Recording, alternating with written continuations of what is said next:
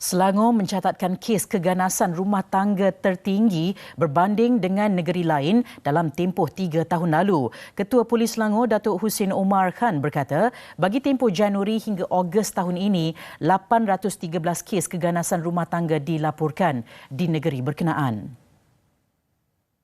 Bercakap selepas menyempurnakan majlis penutup seminar memerangi keganasan rumah tangga 2023 di Shah Alam semalam, beliau berkata statistik direkodkan oleh Polis Diraja Malaysia menunjukkan peningkatan kes keganasan rumah tangga di Selangor sejak 2017 sehingga 2021 kecuali penurunan 466 kes tahun lalu.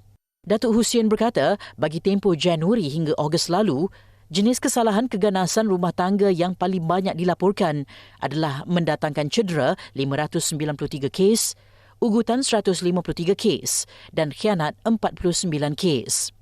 Jelasnya, daerah yang mencatatkan kes tertinggi bagi tempoh itu adalah Gombak 147 kes, diikuti Kajang 91 dan Petaling Jaya 79 kes.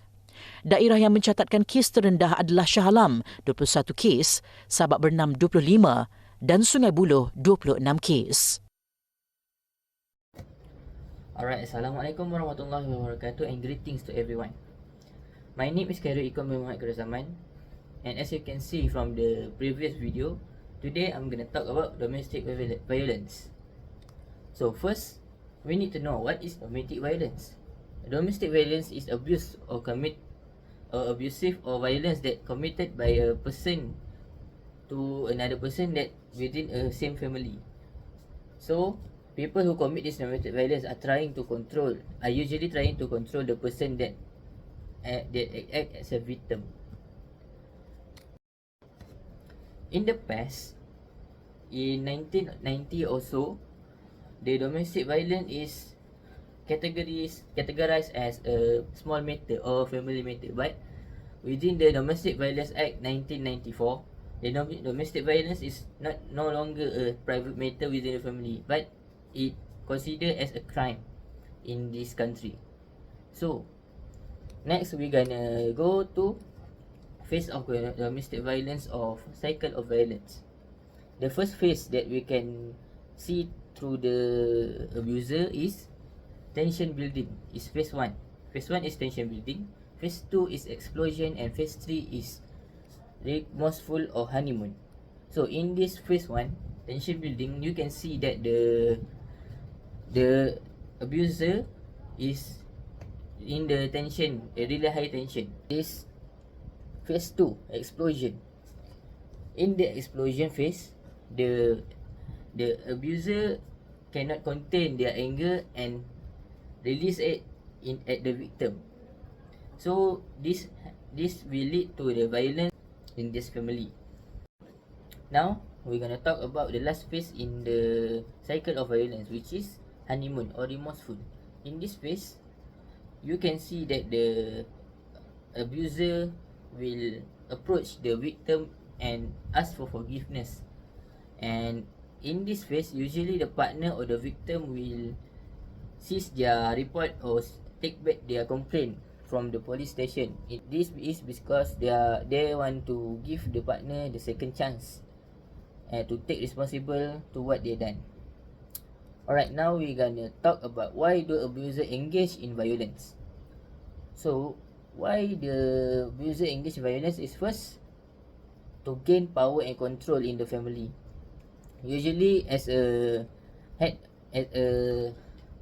of the family, the abuser, they want to have full control in the family so that they can ask to do anything.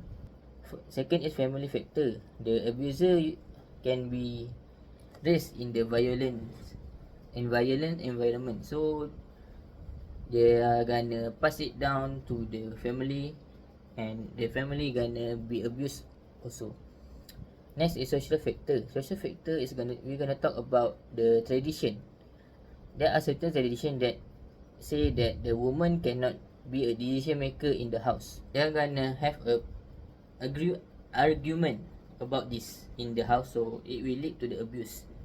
Next is psychological factor. Maybe the abuser may have been may have take a illegal substance or not in the right mind, so it will lead to a violence in the house. So, who is affected by the domestic violence and how? The first is the victim. So, how the victim will be affected? First, their mental will be in mental breakdown. Second is they gonna feel shame, guilt, and fear. Next is they will feel depressed and will lead to suicidal thought. Next is the children. The children will feel fear, insecurity, and dependency. And last but not least is the abuser. The abuser will feel that the family will be on the breakdown, and the abuser cannot run from the law, so they are going to be punished, and there will be a separation and divorce. So as you can see here, there are statistics of domestic violence in Malaysia in 2020, and between 2020 and 2022, according to police statistics, there are 19,288 cases of domestic violence recorded. So for the first solution that we can do is changing social attitude.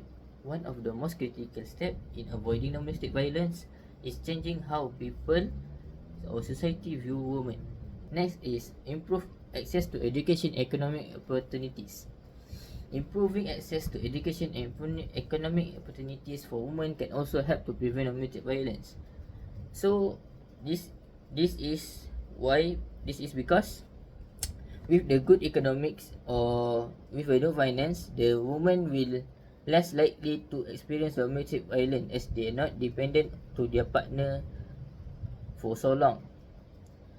This we can say that the woman is independent. The third one is providing support for a victim. The victim of the domestic violence usually become despair. So you need to give support to them to make them more energized or more motivation. The last one is legal protection. Legal protection can also play an important role to preventing domestic violence. This also can play as a crucial move. So for the conclusion, we can say that domestic violence is one of the problem that you can have in because of the miscommunication in the family. This problem is usually bad in this country.